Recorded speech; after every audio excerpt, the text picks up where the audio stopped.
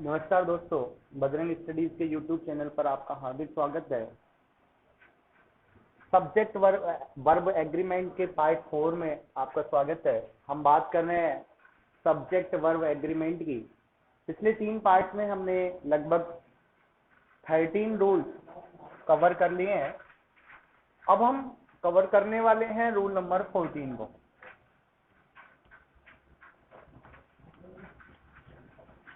देखिए दोस्तों, rule number 14 क्या कहता है, बड़े ध्यान से देखना। मोर देन वन,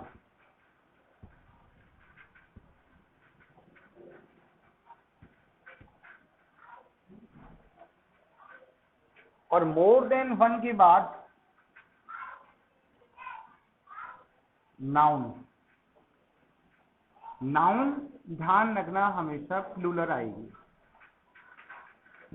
लेकिन जो वर्ब है वो ध्यान रखना वर्ब ऑलवेज सिंगुलर आएगी।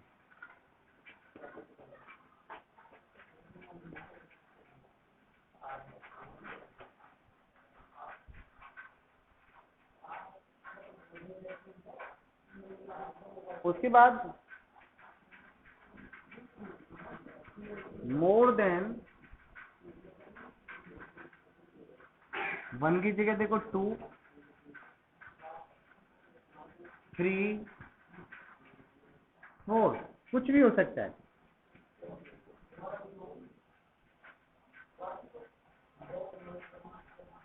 ये जो फॉलो करेगा ध्यान रखना वो भी कौन सी नाउन को फॉलो करने वाला है, प्लूरल नाउन को।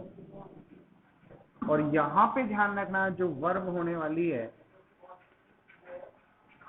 वो वर्ब यहाँ पे प्लूरल यूज होने वाली है। हमारा जो रूल नंबर 14 है वो कहता है, वो क्या डिफाइन करता है, ध्यान दो। मोर देन वन जो फॉलो करेगा वो प्लूरल नाउन को फॉलो करेगा, लेकिन वर्ब यहाँ पे सिंगुलर यूज होने वाली है। इसका दूसरा पार्ट कहता है कि मोर देन वन के स्थान पर अगर मोर देन 2 लिख दें, 3 लिख दें, या 4 लिख दें, या 5th लिख दें, या 6th लिख दें, या 7th लिख दें, कुछ भी लिख दें, तो ध्यान रखना ये जो फॉलो करने वाला है ये प्लूरल नाउन को फॉलो करने वाला है, और वर्ब भी यहाँ पे प्लूरल ही यूज होने वाली है। अगेन देखिए, rule number 14 says that if we use more than one in a sentence, so definitely after more than one we have to use noun plural and verb singular. But the second part says that if we use more than 2, 3, 4, after that we follow plural noun, and after then we follow verb plural. It means plural verb. कहने का मतलब ये है कि मोर than one का use अगर हम कहीं सेंटेंस में कर रहे हैं तो ध्यान देने वाली बात है, मोर देन वन के बाद नाउन हमारी जो है वो प्लूरल यूज होने वाली है, और नाउन जो प्लूरल यूज होगी तो ध्यान रखना ये नाउन ऑलवेज जो है वो सिंगुलर वर्ब को फॉलो करेगी। दूसरा पार्ट क्या कहता है कि मोर देन 2, 3, 4 अगर ऐसा कुछ है सेंटेंस में तो वो भी नाउन प्लूरल को फॉलो करेगा, और ध्यान रखना यहाँ पे भी जो वर्ब यूज होने वाली है वो वर्ब प्लूरल ही यूज होगी, ना कि सिंगुलर। आइए कुछ एग्जांपल्स से इसको क्लियर कर लेते हैं। ध्यान दें, more than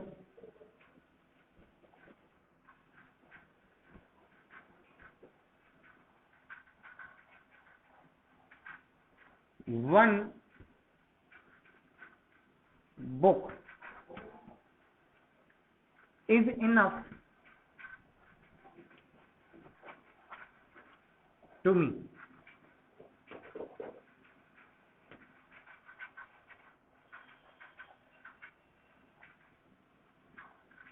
More than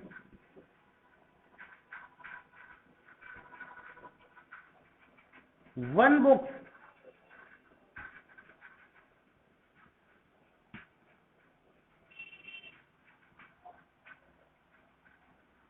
is enough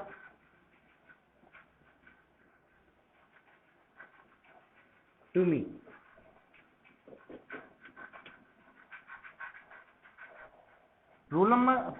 Example number third, more than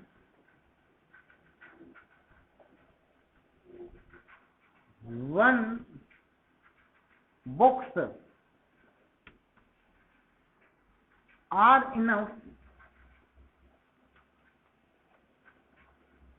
to me. आइए दोस्तों, तीनों एग्जाम्पल्स से थोड़ा सा हम कुछ क्लियर कर लेते हैं कि हमारा नियम कहने वाला क्या है, हमारा रूल नंबर 14 क्या कह रहा है, हमारा रूल नंबर 14 क्या डिफाइन हमें करने वाला है। देखिए क्या है, रूल नंबर फर्स्ट की तरफ बढ़ते हैं। मोर देन वन, देखो सेंटेंस में मोर देन वन दिया गया है, इज दैट क्लियर। अब देखिए मोर देन वन है, उसके बाद जो मेरी नाउन है वो नाउन मेरी होनी चाहिए प्लूरल। क्या मेरी बात आ गई समझ में? मोर देन वन के बाद मेरी नाउन प्लूरल होगी, लेकिन मेरी जो वर्ब है वो सिंगुलर होगी। तो मेरे कहने का मतलब मोर देन वन बुक्स अगर सेंटेंस में है तो करेक्ट है, और अगर बुक्स की जगह बुक है तो मेरा सेंटेंस रॉन्ग होगा। तो मैं इस सेंटेंस को रॉन्ग कर रहा हूं, ये सेंटेंस मेरा सही हो सकता है। क्या होगा? अगर बुक की जगह बुक्स होगा तो मेरा ये सेंटेंस सही हो जाएगा। दूसरा सेंटेंस क्या कहता है, दूसरा एग्जाम्पल क्या कहता है, देखिए more than one books, more than one books is enough to me. ध्यान देना, मोर देन वन है, मोर देन वन फॉलो कर रहा है प्लूरल नाउन को। नियम मेरा कहता है कि प्लूरल नाउन आना चाहिए, बिल्कुल प्लूरल नाउन है। उसके बाद वर्ब मेरी सिंगुलर आनी चाहिए, ऐसा भी मेरे को सुनने को मिला है, ऐसा भी मेरा नियम मेरे से कह रहा है। तो मेरा ये सेंटेंस बिल्कुल करेक्ट है। इस मेरे सेंटेंस में ग्रामर के अकॉर्डिंग कोई भी मिस्टेक या गलती नहीं है। तीसरा देखिए एग्जाम्पल क्या कहता है, मोर than one books, more then है, वन है, बुक्स है, नाउन मेरी प्लूरल है, कोई दिक्कत नहीं है मुझे। अब देखो आर मतलब मेरी वर्ब भी यहाँ पे प्लूरल दे दी, तो ये मेरी सबसे बड़ी गलती हो गई कि यहाँ जो वर्ब है वो प्लूरल ना होनी चाहिए थी। यहाँ पे प्लूरल मेरा वर्ब होने के कारण मेरा ये सेंटेंस रॉन्ग है। अगर मैं यहाँ पे आर की जगह इज यूज कर देता हूं तो मेरा ये सेंटेंस करेक्ट होगा। चौथा देखिए, more then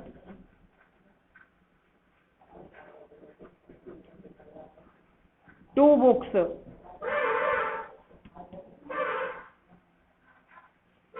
are available.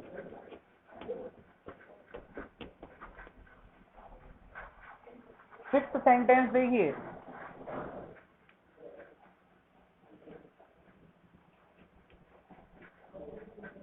More than two books is available. देखिए दूसरा पार्ट क्या कहता है, मोर देन टू। तो मेरे पास क्या है, मोर देन टू है साहब। मोर देन टू के बाद मेरी जो नाउन है वो प्लूरल होनी चाहिए। मेरा रूल इस चीज को कह रहा है, मेरी नाउन प्लूरल है। वर्ब भी मेरी प्लूरल होनी चाहिए, वर्ब भी मेरी प्लूरल है। इस चीज को मेरा एग्जाम्पल कह रहा है। मेरा एग्जाम्पल चिल्ला चिल्ला के कह रहा है कि इस सेंटेंस में नाउन भी मेरी प्लूरल है, वर्ब भी मेरी प्लूरल है, तो मेरा ये सेंटेंस कहीं भी गुंजाइश नहीं रखता कि ये सेंटेंस गलत है। कहने का मतलब मेरा ये सेंटेंस बिल्कुल सही है। दूसरा देखिए, more than two books, more than two है, उसके बाद मेरी नाउन है जो प्लूरल यूज हो गई है, लेकिन यहाँ पे देखिए वर्ब जो मेरी है वो वर्ब सिंगुलर यूज हुई है। तो मेरे कहने का मतलब मेरा ये सेंटेंस गलत है। अगर मोर देन 2, 3, 4, 5, 6, 7 कहीं सेंटेंस में आ रहा है तो नाउन वहां पे प्लूरल यूज होगी, ये सही है। लेकिन प्लूरल नाउन के साथ साथ वहां प्लूरल वर्ब यूज होगी, ये भी सही है, लेकिन यहाँ पे हमारा जो यूज हो रही है वो वर्ब सिंगुलर यूज हो रही है, इस कारण से मेरा ये सेंटेंस गलत है। अगर मैं यहाँ वर्ब आर का यूज कर देता हूँ तो मेरा सेंटेंस ग्रामर के अकॉर्डिंग बिल्कुल सही होगा। दोबारा से एक बार दोबारा रिवाइज कर लेते हैं रूल नंबर 14 को। देखो rule number 14 says that 14 number का नियम हमारा कहता है कि सेंटेंस में मोर देन वन है कहीं पे या मोर देन टू है कहीं पे, तो ध्यान रखना मोर देन वन वाले सेंटेंस में नाउन प्लूरल यूज होगी और नाउन प्लूरल के साथ साथ वहां पे वर्ब जो है वो सिंगुलर यूज होगा।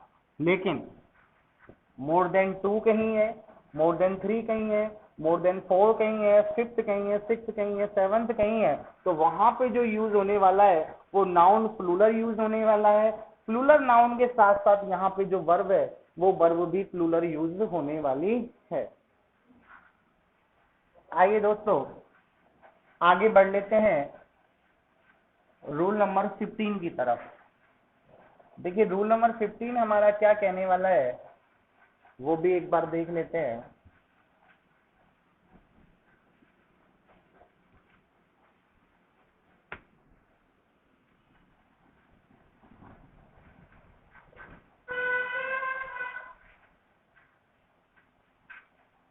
देखिए कुछ नाउन्स की हम बात कर लेते हैं, देखिए क्या है इनका मतलब।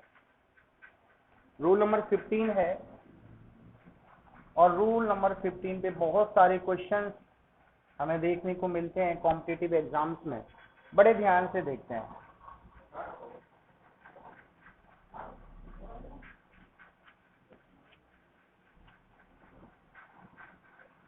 Rule number 15 says that, rule number 15 मेरा क्या कहता है, देखिए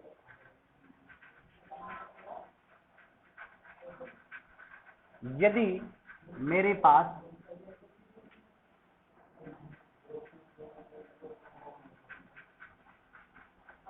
गूगल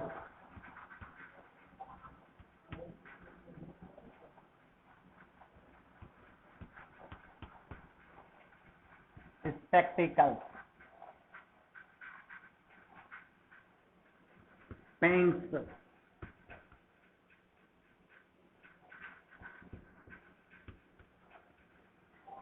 पजामाज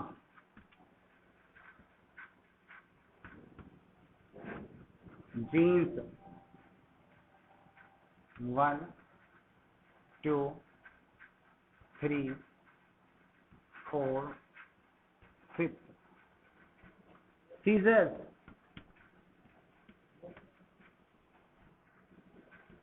बाइनोकुलर्स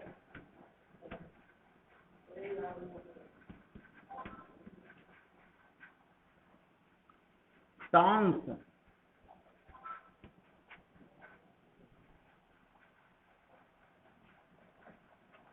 pincers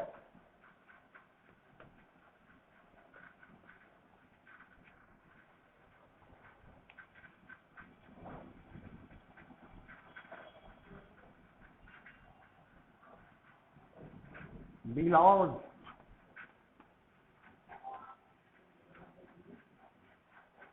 देखिए क्या कहता है रूल नंबर 15, इनके बारे में बात कर लेते हैं। गूगल, देखो गूगल चश्मे होते हैं, लेकिन ध्यान रखना फैशन वाले जो चश्मे हैं उन्हीं को हम गूगल्स बोलते हैं, ये ध्यान देने वाली बात है। एक्टर्स जो भी चश्मे पहनते हैं दैट इज कॉल्ड गूगल्स। देखिए स्पेक्टिकल्स भी चश्मे होते हैं, लेकिन ये जो चश्मे होते हैं वो नजर वाले चश्मे होते हैं, जिनके आई साइड वीक होती है उनके लिए स्पेक्टिकल्स का हम यूज करते हैं। पैंट्स, जो पहनने वाले पैंट हैं उनको पैंट्स बोलते हैं। पाजामा, पाजामा इट मीन्स पाजामा। यहाँ पे देखो एक नाउन और हमारा है ट्राउजर्स।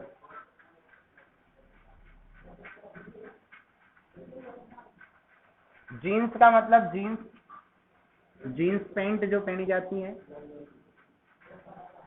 देखो सीजर्स का मतलब कैंची होता है, जो बार्बर शॉप में जो यूज ली जाती है या आम लाइफ में भी हम यूज ले लेते हैं, कैंची सीजर्स। बाइनोकुलर्स को हम दूरबीन बोलते हैं। टोंग, सॉन्ग्स को देखो चिमटा बोलते हैं, ध्यान रखना।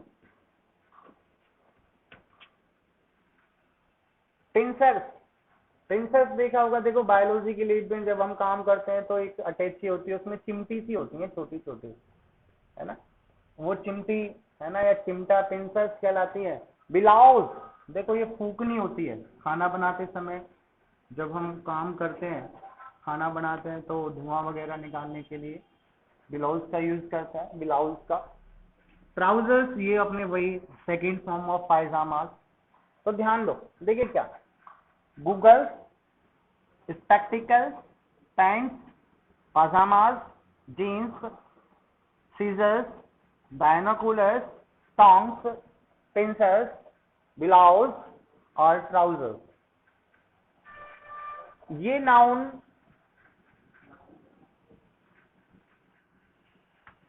हमेशा ध्यान रखना, ये नाउन ऑलवेज प्लूरल होती हैं,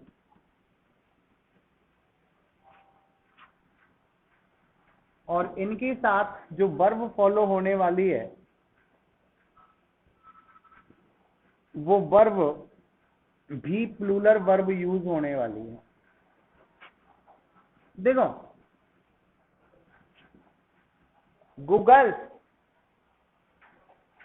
चश्मा, कहने में एक है दिखने में एक है, लेकिन ध्यान रखना दो पार्ट है, ग्लास उसके अंदर दो है। गूगल चश्मा एक है लेकिन ग्लास उसके अंदर दो है। स्पेक्टिकल्स, चश्मा एक ही है लेकिन ग्लास दो है।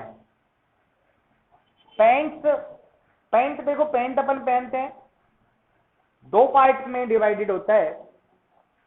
पाजामास, पाजामा जो हम पहनते हैं, पाजामा है तो एक लेकिन उसके पार्ट दो हैं, ऐसे थोड़ी कि एक पार्ट वाला ही पाजामा हो जाएगा, नॉट। उसके बाद देखिए जीन्स, पैंट तो एक ही है लेकिन उस जीन्स पैंट के पार्ट दो हैं। सीजर्स, कैंची एक है लेकिन कैंची दो पार्ट्स में डिवाइडेड है। बायनोकुलर्स, दूरबीन है तो एक लेकिन उसके पार्ट्स दो हैं, जैसे कि गूगल्स के साथ है ना, ऐसे ही बायनोकुलर्स के साथ भी है। टोंग्स, चिमटा, है तो एक लेकिन उसके पार्ट दो है। पिंसर्स, वही चिमटा या चिमटी, है तो एक लेकिन उसके पार्ट दो हैं। बिलाउज यानी कि फूकनी, फूकनी में जैसे अपन फूंक मारते हैं तो दोनों साइड से वो ओपन होता है, राइट, है तो एक लेकिन उसके पार्ट दो हैं। ट्राउजर्स, वही पजामे वाली बात, है तो एक लेकिन पार्ट उसके दो हैं।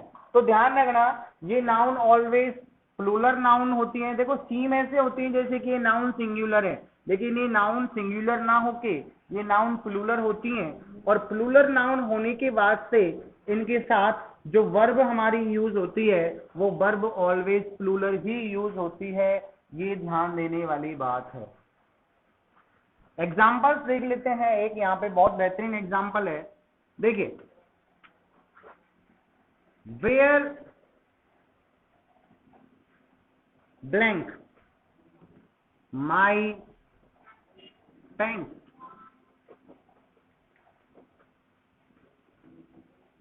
अब पैंट्स का मतलब बहुत सारे पैंट नहीं है, पैंट एक ही है।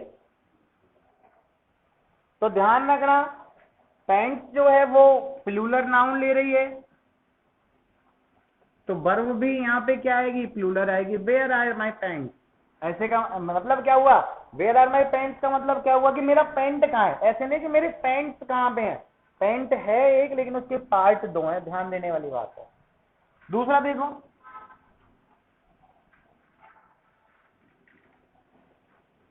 Where blank my Google. अब इसका मतलब ये नहीं है कि मेरे चश्मे कहाँ हैं, मतलब तो यही है कि मेरा चश्मा कहाँ है। गूगल तो एक ही है, गूगल देखो ऐसे लग रहा है, दिखने में ऐसे लग रहा है कि ये प्लूरल है, लेकिन ध्यान देने वाली बात है चश्मा एक है, उसमें जो लगने वाले ग्लास हैं वो दो हैं। तो where is my goggle wrong होगा, where are my goggle sentence correct होगा, ध्यान देने वाली बात है।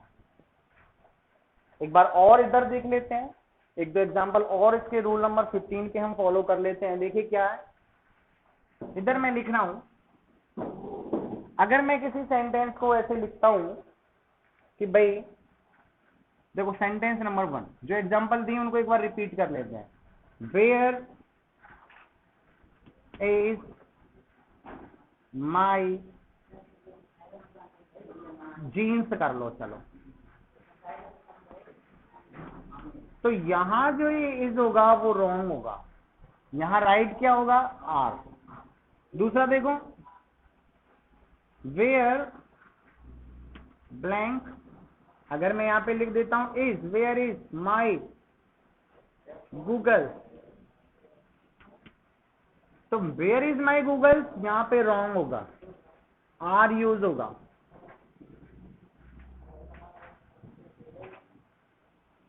तीसरा देखें, ब्लैंक हैज और हैव,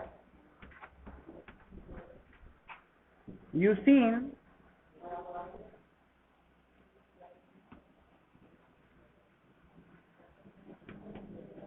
बायनोकुलर, क्या मतलब है, क्या आपने दूरबीन को देखा है, तो यहां पे क्या आ जाएगा, हाँ।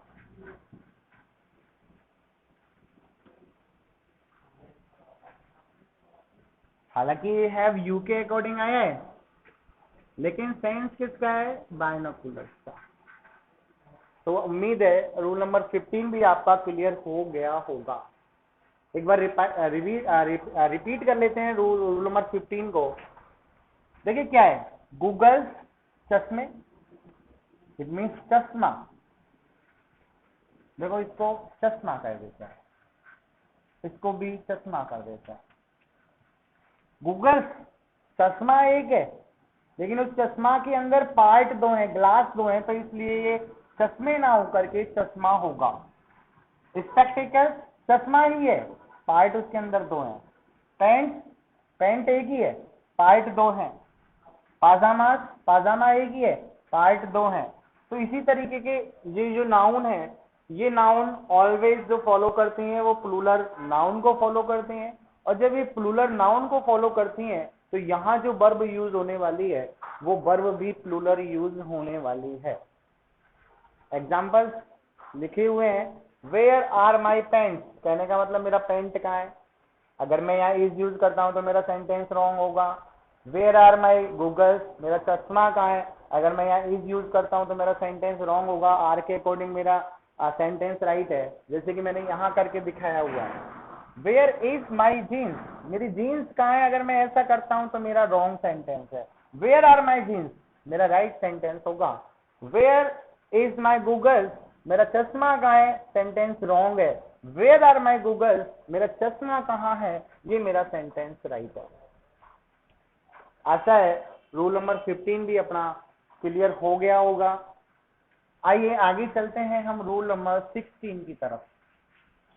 देखिए रूल नंबर 16 क्या कहता है कि कोई एडजेक्टिव है, एडजेक्टिव का मतलब क्रिया विशेषण, और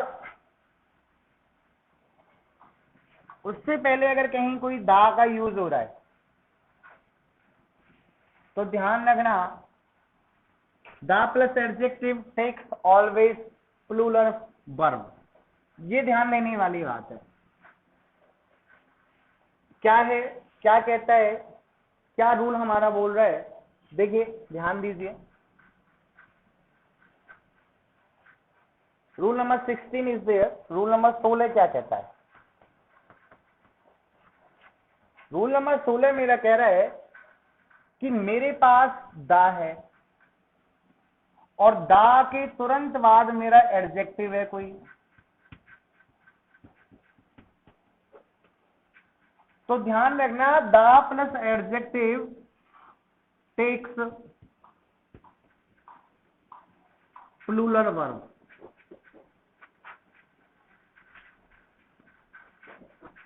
क्योंकि देखो ये किसी व्यक्ति विशेष की बात नहीं करता है, ये होल कम्युनिटी की बात करता है, ये पूरे समाज की बात करता है, जिस समाज के बारे में वहां सेंटेंस में बात हो रही है। देखिए क्या है एग्जाम्पल, देखिए द रिच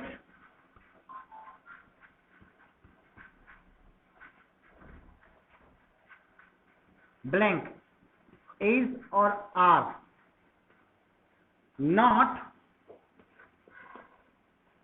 ऑलवेज हैप्पी।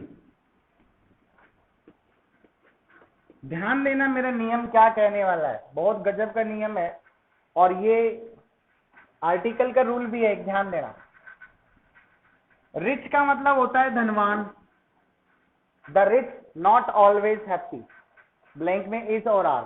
देखो अगर मेरा एडजेक्टिव क्या है, एडजेक्टिव मेरा क्या है, रिच ही तो है, धनवान, और एडजेक्टिव से पहले अगर आर्टिकल दी लग रहा है तो ध्यान देना ये सारा की सारा मेरी होल कम्युनिटी को दर्शाएगा, मेरे पूरे समुदाय को ये दर्शाएगा। तो रिच का मतलब यहाँ पे क्या हो गया कि जो धनवान लोग हैं, धनवान का मतलब अमिताभ बच्चन या मुकेश अंबानी या उनसे नहीं है, रिच का मतलब क्या हो गया, सभी धनवान लोग। अब सभी धनवान लोग हो गए तो मैंने अभी क्या कहा कि एडजेक्टिव कही है और एडजेक्टिव से पहले आर्टिकल दी है, तो ध्यान रखना ऑलवेज फॉलोज प्लूरल वर्ब, तो यहाँ पे हमेशा प्लूरल वर्ब यूज होने वाली है, यहाँ मैं यूज करने वाला हूँ प्लूरल वर्ब आर का। The rich are not always happy, कहने का मतलब ये है जो धनी वर्ग है वो कभी भी खुश नहीं होता है। यहाँ पर्टिकुलर इंडिविजुअल किसी व्यक्ति की बात नहीं हो रही, यहाँ ऐसे नहीं कि वो धनी व्यक्ति है वो खुश नहीं है, कहने का मतलब सभी पूरा कम्युनिटी जो है, एडजेक्टिव से पहले द आर्टिकल यूज हो रहा है तो वो पूरी कम्युनिटी की बात कर रहा है, और जब वो पूरी कम्युनिटी की बात कर रहा है तो वहां ध्यान रखना हमेशा प्लूरल फॉर्म यूज होगी, प्लूरल वर्ब यूज होगी। दूसरा एग्जाम्पल देख लेते हैं,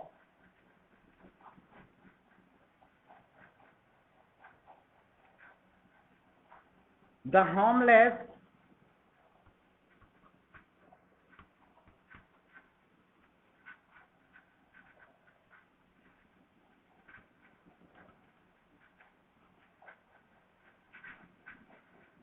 seek and seeks shelter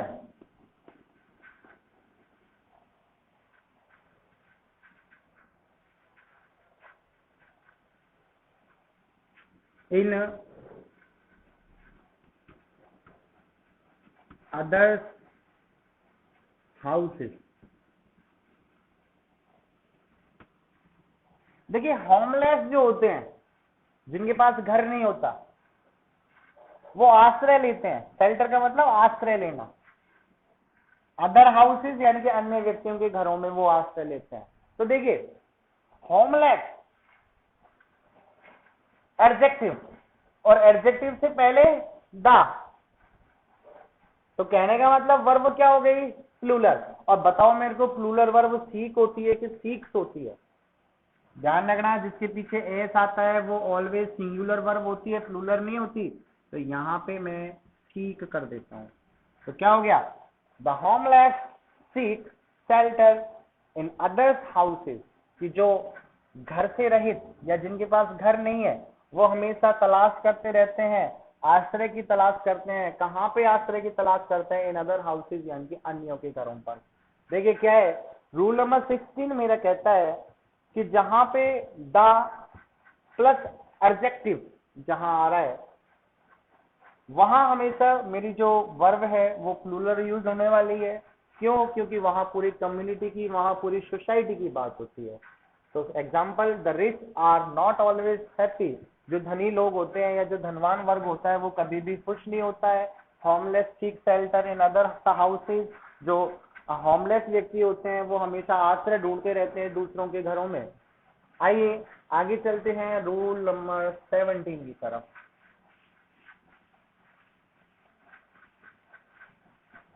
देखिए रूल नंबर 17 मेरा क्या कहता है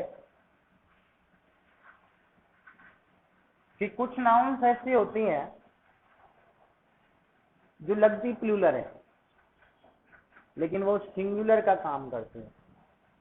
रूल नंबर 17। रूल नंबर 17 क्या कहता है, देखिए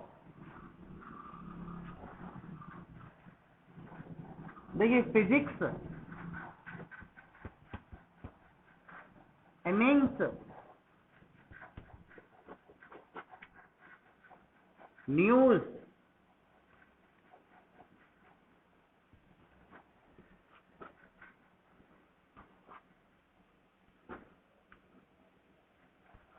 पॉलिटिक्स सिविक्स एथलेटिक्स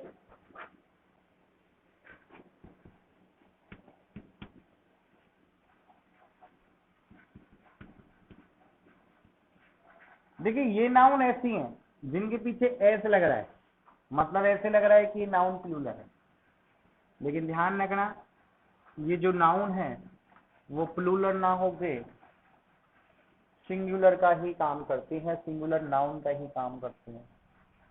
फिजिक्स एक सब्जेक्ट है,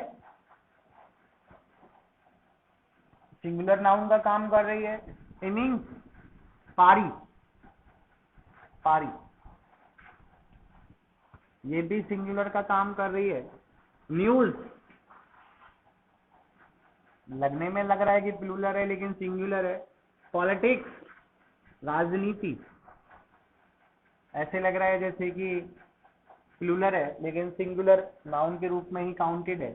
सिविक्स लग रहा है कि प्लूरल है लेकिन सिंगुलर नाउन के रूप में ही काउंटेड है। एथलेटिक्स लग रहा है कि प्लूरल है लेकिन सिंगुलर नाउन के रूप में ही काउंटेबल है। देखिए एग्जांपल नंबर फर्स्ट देख लेते हैं। फिजिक्स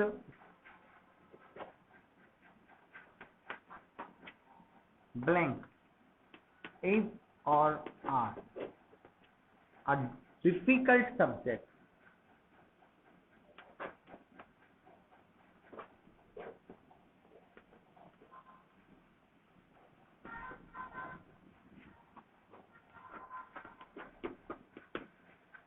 दूसरा एग्जांपल देखिए,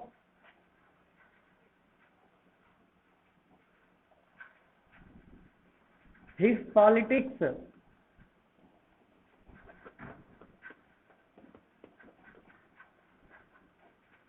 is are over.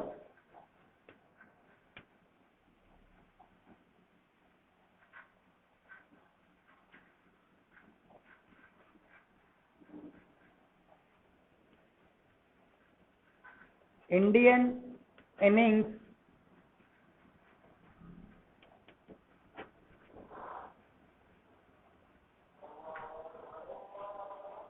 blank is and are over. देखिए एग्जांपल से क्लियर कर लेते हैं।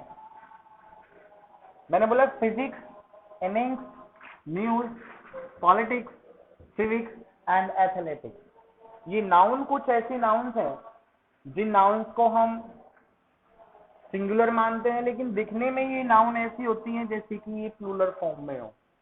आइए बात करते हैं कि इनके साथ होने वाला क्या है। Physics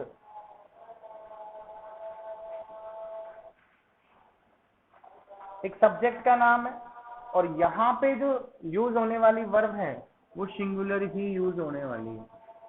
physics is a difficult subject.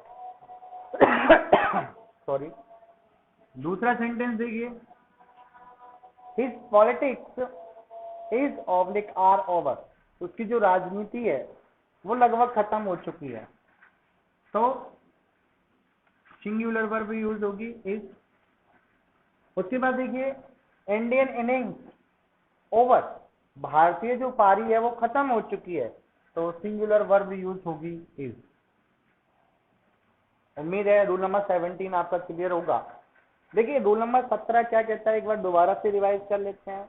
कुछ नाउन ऐसे होती हैं जो दिखने में ऐसे लगता है कि वो प्लूरल है, लेकिन वो प्लूरल नहीं होती, वो नाउन सिंगुलर होती है। फिजिक्स हुआ, इनिंग्स हुआ, न्यूज हुआ, पॉलिटिक्स हुआ, सिविक्स हुआ, एथलेटिक्स हुआ,